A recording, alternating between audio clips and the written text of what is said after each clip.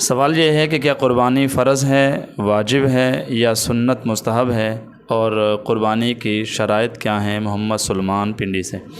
دیکھیں، جو قربانی ہے یہ ارکان اسلام میں سے تو ہے نہیں، کیونکہ ارکان اسلام جو ہیں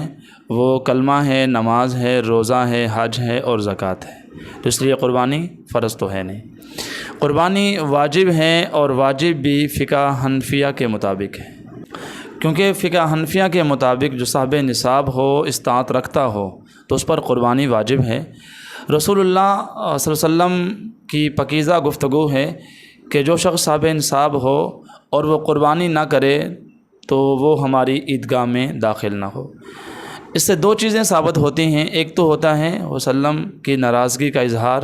اور دوسرا قربانی کا وجوب ثابت ہوتا ہے۔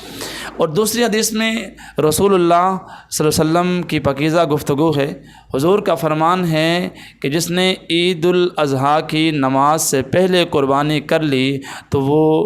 دوبارہ قربانی کرے گا، لیکن اس پر قربانی واجب تھی، کسی وجہ سے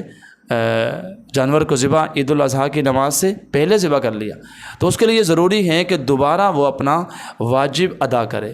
تو اگر قربانی مستحب ہوتی تو دوبارہ کرنے کی میرا خیال ہے ضرورت نہیں پیش آنی تھی، تو اس لیے قربانی کا وجوب ہونا وسلم کی ان احادیث سے، ان امور سے ثابت ہوتا ہے۔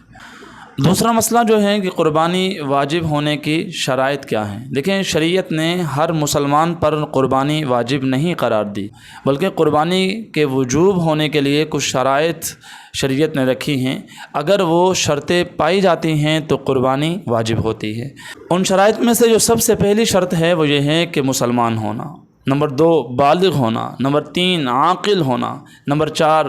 مقیم ہونا، اور نمبر 5 یہ ہے کہ وہ صاحب نصاب ہو۔ سب سے پہلے مسلمان ہو، مسلمان پر قربانی ہے، غیر مسلم پر قربانی نہیں ہے، وہ قربانی ادا کرے گا بھی اس کو ثواب نہیں ملے گا۔ بالغ پر قربانی ہے، نابالغ بچے پر قربانی نہیں ہے، مقیم پر قربانی ہے، مسافر پر قربانی نہیں ہے، عاقل پر یعنی کہ جو عقل رکھتا ہے اس پر قربانی ہے، مجنون پر قربانی نہیں ہے، صاحب نصاب پر قربانی ہے، جو صاحب نصاب نہیں ہے، غریب ہے، وہ قربانی کرے تو اس کا ثواب تو ملے گا، لیکن اس پر قربانی واجب نہیں ہے۔ ہم سب کو قربانی کے یہ جو مسائل ہیں ان کو سمجھ کر پھر ہمیں قربانی والا عمل، قربانی والی عبادت کرنی چاہیے، تاکہ یہ جو ہمارا